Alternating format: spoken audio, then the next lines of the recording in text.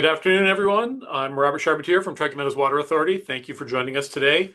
I'm here with Cara Steeland. She's our senior hydrologist and watershed coordinator, and she'll be presenting our 2026 water supply outlook. We will have time for questions at the end of the presentation, but please feel free to submit your questions at any time using the QA feature, which you'll find at the bottom of your screen. Please note that this presentation is being recorded. A link to the recording will be shared with everybody who registered for the webinar.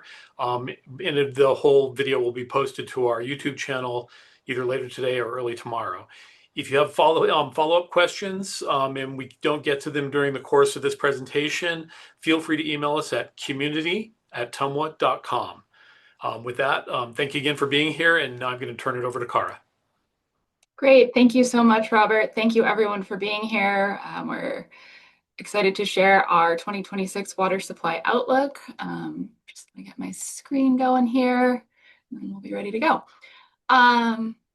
Great. So welcome to TMWA's 2026 water supply outlook. I'm going to provide a brief overview of TMWA and our water resources first, and then I'll provide information on the 2026 water year so far, including snowpack, precipitation, river flows, and what it means for drinking water resources for our customers in Reno, Sparks, and Washoe County. So starting with some facts and figures for TMWA, we serve over 475,000 customers in Northern Nevada. In 2025, our peak day demand occurred in July at 147 million gallons, and our annual demand was approximately 89,000 acre feet. For reference, an acre foot is about 326,000 gallons, or about what 2 to 3 single family homes use annually. And to meet those demands, we rely both on surface water and groundwater supplies. We're a predominantly surface water run system. It makes up about 80 to 85% of our total supply. We have 2 surface water treatment plants on the main stem of the Truckee River. We have Chalk Bluff and Glendale. Chalk Bluff is our larger water treatment plant that we typically use year-round, and Glendale is usually used to meet peak demands in our higher demand months. We also have a small water treatment plant on Whites Creek in South Reno. It's called the Mount Rose Water Treatment Plant. It was started operations in 2022 and is used to serve an area that was previously only supplied by groundwater, so it helps supplement those resources in that region. We also have our groundwater supplies. We have over 80 production wells throughout the system. That accounts for about 15 to 20% of our total supply. Including our water that is imported from the Fish Springs Ranch Importation Project.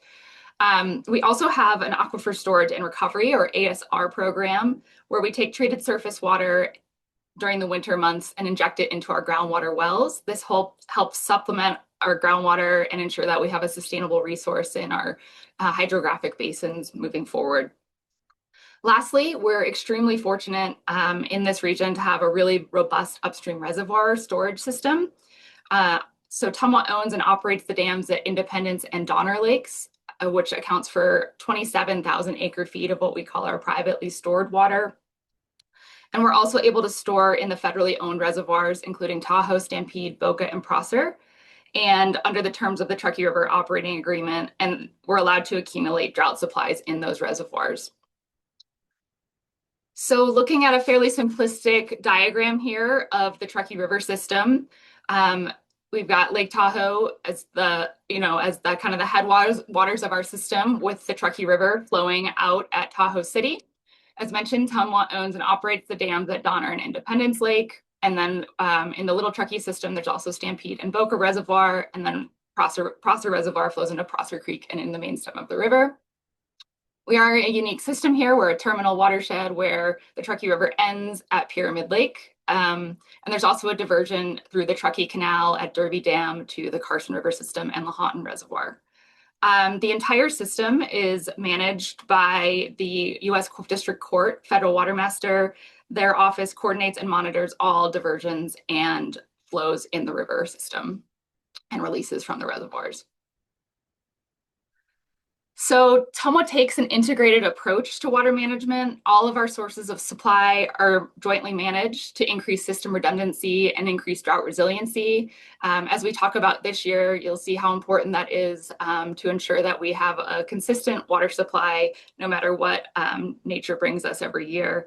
And so we basically rely on surface water supplies when they're available and supplement with groundwater supplies as needed. So what this graph is showing is our sources of supply over the last 35 years. The blue represents surface water sources, so you can think of that basically as flows in the Truckee River. The green represents groundwater, and purple represents drought reserves used. So TMWA relies heavily on Truckee River water. As you can see, about 80 to 85% of supply is coming from the Truckee River. The other 15 to 20% is typically made up of groundwater. And then in six of the last 35 years, we've had to release minimal drought reserves.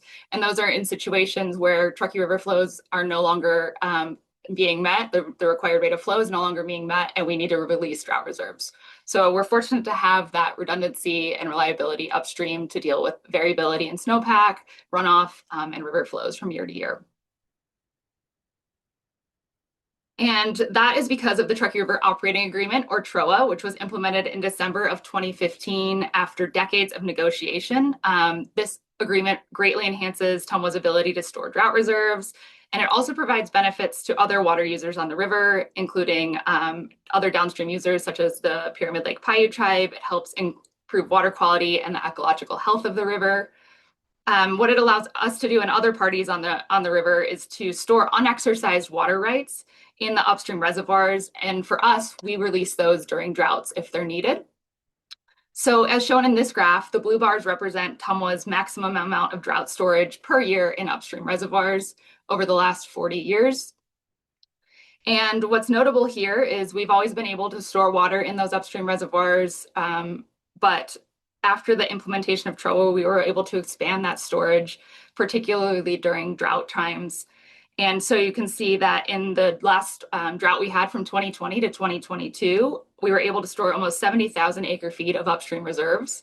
And again, these are reserves that only need to be released if those normal rates of flow are not being met in the river. And so we've released fairly minimal reserves over the past 40 years. And despite the unusual conditions experienced this winter with low snowfall and early runoff, no drought storage is projected to be used in 2026, and I'll provide more detail on this moving forward. I know it's a question at the top of a lot of people's minds. So moving into looking at data from this water year. So this graph shows the snow water equivalent, or SWE, which is basically the amount of water in the snowpack, which is what we're interested in from a water supply perspective. It shows it over the last 40 years at the snow telemetry sites throughout the Truckee River Basin. These are managed by the Natural Resource Conservation Service. And so we are heavily reliant on snowpack in this region. However, as you can see in this graph, we are used to variability. Snowpack does, greatly changes from year to year.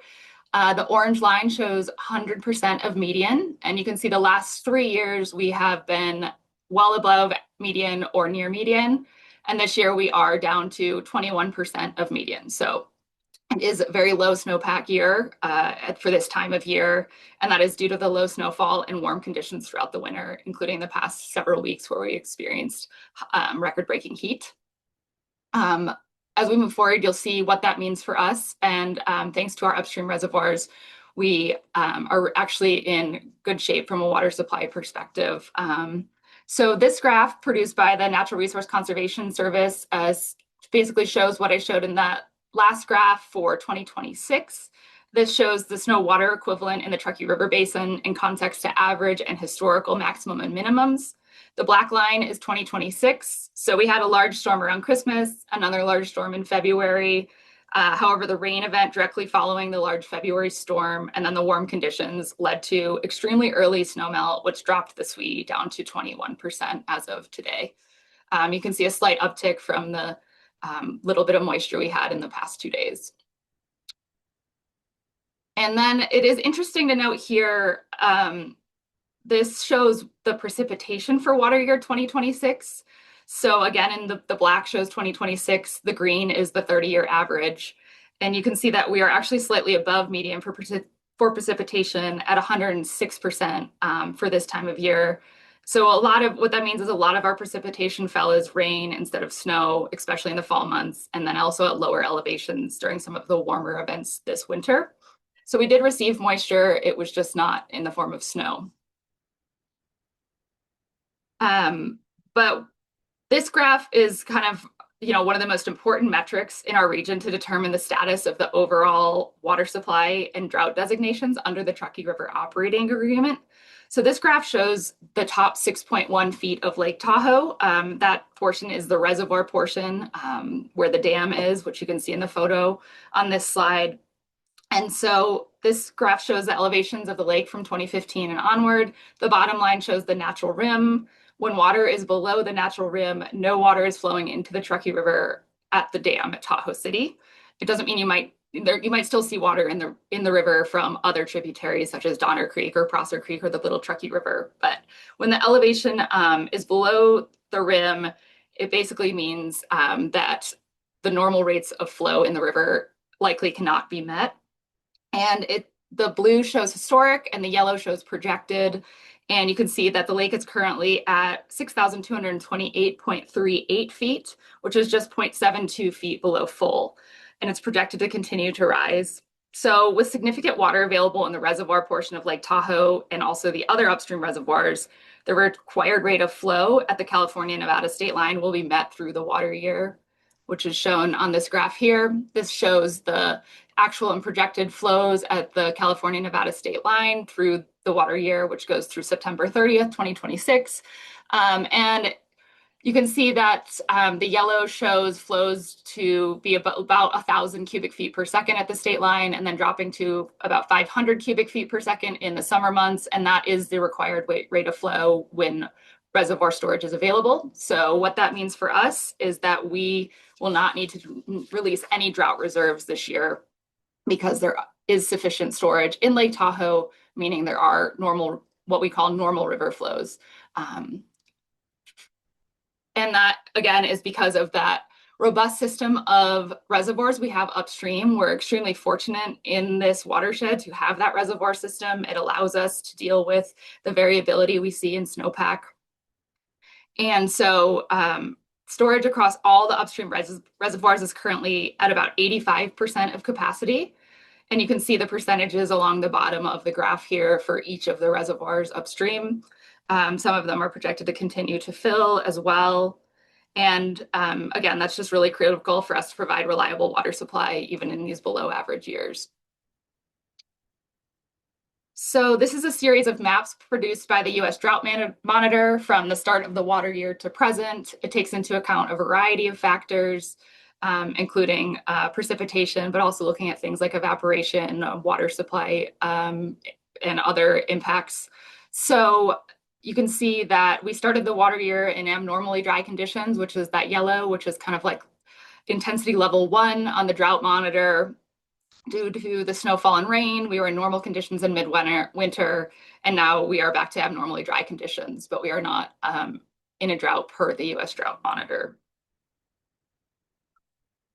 So how do all of these conditions impact TMWA's operations and our customers? So this diagram is pulled from our TMWA's 2025 to 2045 Water Resource Plan, and it shows triggers for TMWA's drought response levels. So under TROA, droughts from a water supply perspective are determined by the elevation of Lake Tahoe and the ability to meet the Truckee River flow rates at the state line. And due to the current and projected conditions, those rates of flow will be met through October, and TMWA will not need to release drought reserves. This means that TMWA will have normal operations and our standard conservation program will be in place, which is shown in that first gray box on this slide.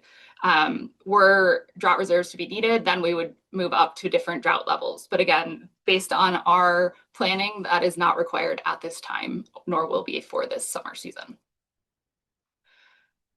So as part of our standard water conservation efforts, we ask customers to be smart about their water use every year, no matter the conditions. We always require assigned day watering to conserve water and keep our system resilient.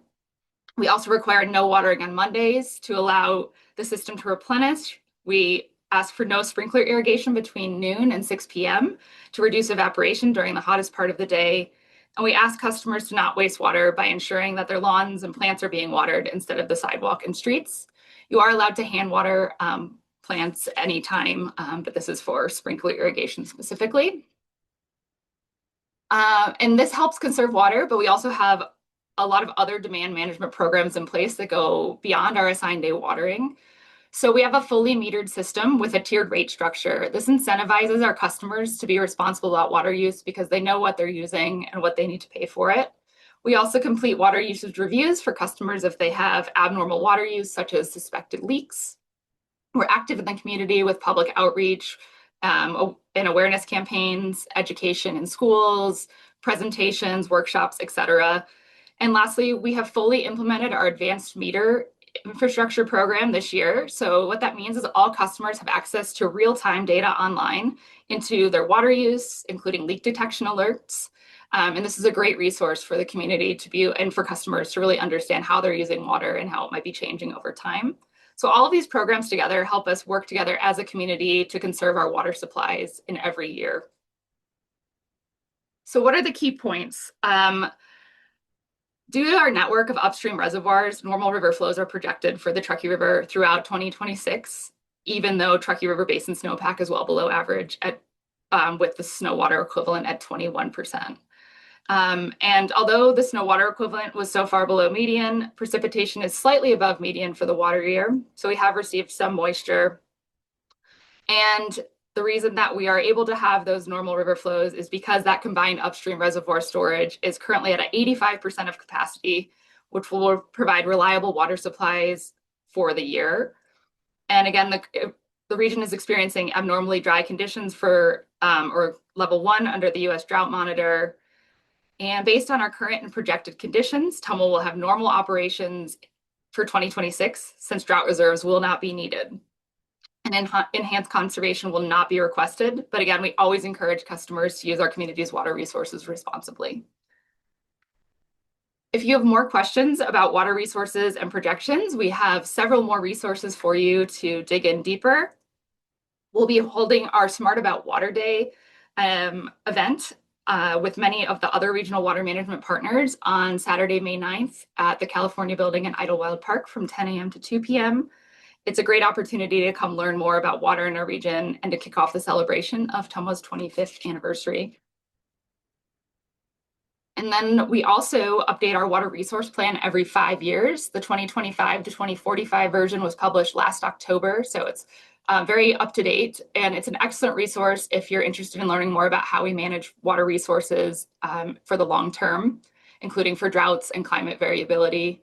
And this year, there's also a shortened version called the At a Glance Report to give you a broad overview of our planning approach, and then you can dig deeper into the larger plan if you're interested. Lastly, on smartaboutwater.com, you can get real-time data about snowpack, river flows, upstream storage, and more. It's a great resource if you're interested in tracking key data on water resources in our region. This is from today, so you could go on there and look at what's going on with the river and reservoirs. And with that, we are happy to take questions on the Q&A. Hey, Cara, real quick before I get into the questions, I just wanted to throw out one that we always hear from folks in the community, and it's often from people who are from California or nearby communities, and they're wondering why drought restrictions seem so much more strident either in California or in Southern Nevada than they are here in our area. So, I mean, what would your response to that concern be? Yeah, thanks, Robert. Great question. So we are a very different system here in Northern Nevada. Southern Nevada is on the Colorado River system, which is experiencing historically low reservoir levels. Our system, while complex, is much smaller than the Colorado system, and we have a lot of flexibility with the Truckee River operating agreement and our upstream reservoirs. And so we're very fortunate here to have this robust system upstream that we can rely on. And all of our modeling shows out to the end of the century, even under pretty extreme climate variability, that with these measures in place, we will continue to have a really reliable and sustainable water supply for our community. Okay, perfect. Thank you. I have a question from Chris Moreno. And he asks, with water shortages becoming more common due to climate change, summer arriving during the winter in March 2026, What is TMWA's limit or red line for issuing water reductions and calls for conservation for users? With irrigation and landscaping starting earlier, demand for water and peak demand will likely be different than history shows. How is the shifting baseline for water demand being considered by TMWA? That's a good question. So I think there's a couple of points here. So when we when we issue will serves to our customers, basically, or if like a new development comes in, everyone is allocated. We have a water right that is dedicated to TMWA. So there's a specific water right associated with each parcel. And for those water rights, particularly from the Truckee River, there is a drought factor built in, and that allows us to have that upstream drought reserve storage.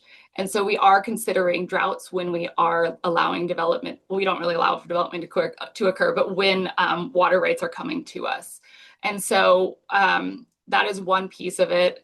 And then the other piece, I think, is as we see demands increasing earlier in the season, we haven't done much modeling on that yet. It's a future research topic for us, but we haven't seen really stark increases in demands, and we're not projecting that to greatly impact our overall annual demand. We've seen demand pretty much stabilize. Most of the new developments coming in and irrigation coming in with those developments is a lot of xeriscaping, a lot of native landscaping, and we have seen demands not increasing nearly as what we had projected 5, 10, 15 years ago. Okay, very good. Here's a question from Richard Bednarski. Are there any partnerships with other agencies to educate and help residents get water smart landscaping installed on their property? Either resources, help, or grants? I actually might let you take that one, Robert, for our water landscaping guide and some of that outreach. Yeah, well, we certainly run a series of workshops. We have spring startup. We're also going to have a drip system maintenance and a sprinkler system maintenance class, but we also have a very thorough landscaping guide on our website that can be found at tumwa.com, which really lists drought tolerant plants and ways to configure your a water efficient landscaping in your yard. So those are resources that the Tumwa offers. Am I forgetting anything? I think that's I think that covers that. all right. Next question is from anonymous attendee. How, we were expecting this one, how are data centers and other industrial developments impacting water rights? Are there ways for them to access water and divert from the river outside of Tomwa to cause ecological harm? Yes, good question. I know it's on the top of many people's minds right now. So with the downstream data centers in Story County, we have partnered with the Truckee Meadows Water Reclamation Facility, including Reno and Sparks, to help establish a pipeline for them to be able to take treated effluent or reclaimed water to those data centers. What that allows is for the Truckee River system is unique in that it requires a return flow component for water being used. So even though that water is leaving the system, what it's doing is it's leaving higher quality water in the river. And so it really benefits the system from an ecological perspective. Instead of sending, high quality Truckee River water to those data centers, instead we're, TMWA for Truckee Meadows Water Reclamation Facility is sending treated effluent to the facilities. And there is a limited amount, or there are a limited amount of water rights available on the Truckee River. It's capped at 226,000 acre feet per the Ore Ditch Decree, which was established in the 1930s. So there is a limited amount of there's a limited amount of water rights on the river itself. So the ones that have been dedicated to development in Washoe County and Reno Sparks, those water rights aren't going anywhere. Also, under TROA, the Pyramid Lake Paiute Tribe has some of the oldest water rights on the river and have significant upstream storage for fish health and ecological health in the downstream portion of the river. So there are checks in place. And then, of course, there's lots of regional collaboration going on with the local jurisdictions, the state, et cetera, on what might happen with data centers and how to move forward as those continue to come to our region. Next question is from Kabir Rasuli. I am wondering if snowpack is 18% of normal.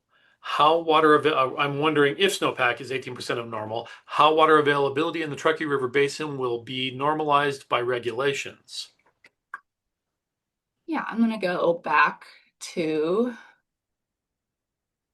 maybe this slide and then forward one. But yeah, so we've been fortunate. We have this highly cyclical nature of our snowpack here. And so the Lake Tahoe Basin's at 18% of average, and the Truckee River Basin's at 21% of average. Both basins impact us. The last 3 years have been either above average or near average. And so you can see, 2023 was a record-breaking year. And so what that did is it, filled Lake Tahoe nearly, and then the next year Lake Tahoe did fill. And so by having the Truckee River operating agreement in place and the regulations around releases out of the upstream reservoirs, it allows us to have this reliable water supply moving forward. So really the last decades or even 100 years of planning on this system have allowed us to be in this position to be able to deal with this variability that we experience in snowpack.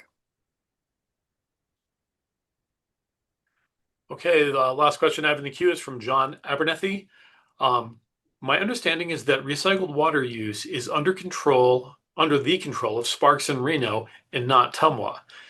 In the Sparks area, particularly Los Altos Avenue and Bering Boulevard, there has been conspicuous median/sprinkler runoff. Can TMWA nudge the municipalities to improve the appearance of water management? That is beyond my jurisdiction, but we would be happy to put you in touch with someone that could help answer that question or work with you on that issue. And I can add to that our conservation department does spend quite a bit of time following up on reports of water runoff. And a lot of that water, in many instances, is purple pipe reclaimed water that's being used for irrigation purposes in public spaces. But even then, when you say the appearances, we get it, and we're always doing our best to follow up with both municipalities and HOAs and so on to try and control that as much as possible. And that is our last question. Anybody else? We still have a little bit of time.